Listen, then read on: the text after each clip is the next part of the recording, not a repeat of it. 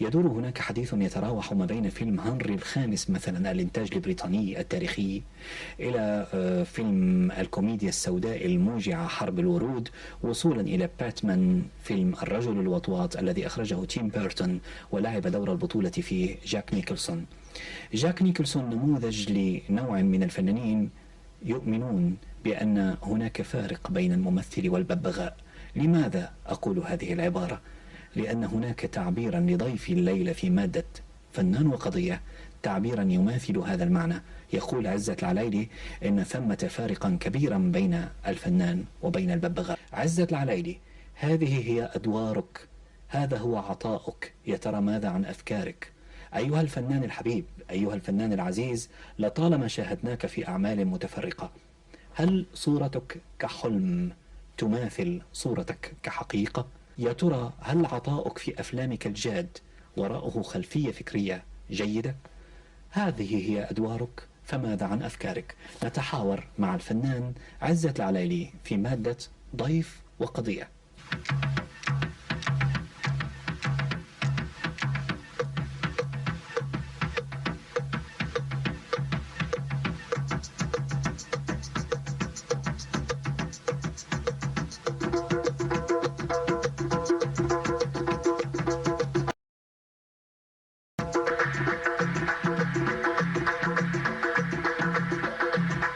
إذا كانت مأساة محمد بسويلم هي كيف يتشبث بالأرض ويدافع عنها ضد المغتصبين، وإذا كانت مأساة الفنان الكاتب في الاختيار هي أن يختار لأن الحياة موقف، فترى ما هي أزمة الفنان العربي وما التعبير به؟ قبل كل شيء بتوافق على أنه هناك أزمة يحياها الفنان العربي؟ هي الأزمة مش على الفنان العربي بس، يعني هي الأزمة في حاجات كتيرة جدا. وأنا بعتقد طبعا أن منطقتنا العربية نحن نمر بمرحلة انتقال، ومرحلة انتقال إلى الأحسن، وهذا تفاؤل ما هوش تفاؤل ساذج ولا حاجة، إنما المؤشرات بتقول كده.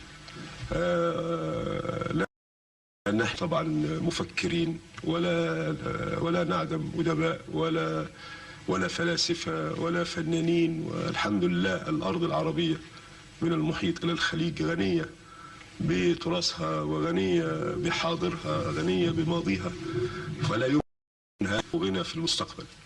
والمثل البلدي بيقول من ليس له ماضي ليس له مستقبل. فالحمد لله إن شاء الله المستقبل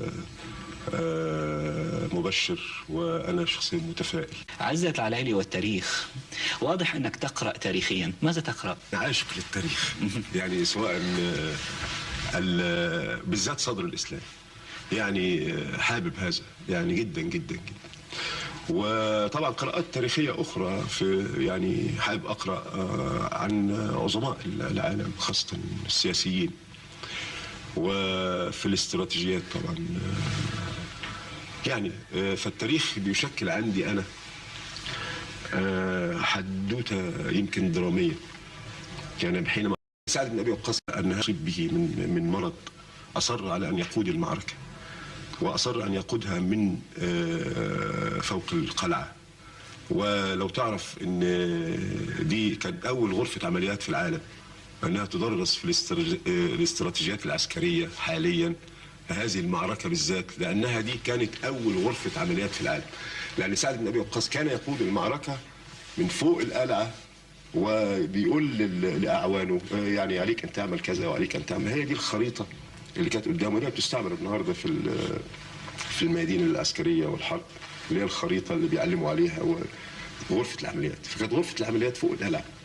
ده ما استهواني، كما تستهويني طبعا معركة اليرموك خالد بن الوليد، والمعارك الكثيرة جدا في صدر الإسلام. وما الذي أحببته في شخصية عبد الله النديم بالتحديد حتى عشقت بهذا الشكل؟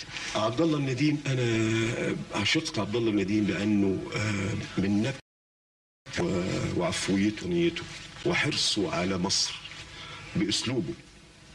حينما تكون الحزب الوطني في مصر على إيد أحمد عرابي سنة 1881، وبداية صحوة مصرية انتكست فدي علمت في عبد الله النديم، وهو كان قبل كده عبد الله النديم كان زجال عادي وراجل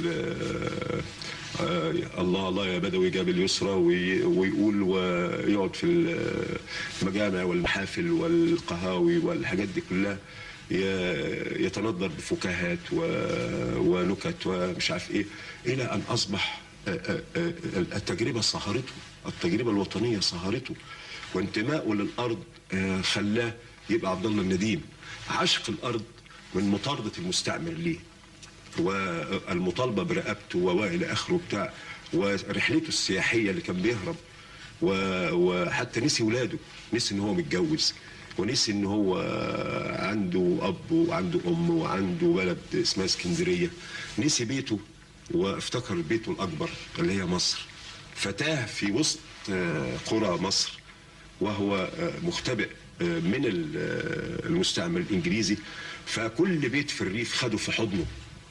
شوف المعنى الحلو عند عبد الله النديم، ان كل بيت تلقفه وخده في حضنه، اغنيه يعني لحن، وكون يصل الى هذا النهايه ان يصل الى رجل منظر للثوره العرابيه وخطيب الثوره العرابيه، ده شيء طبعا لازم يستهويني.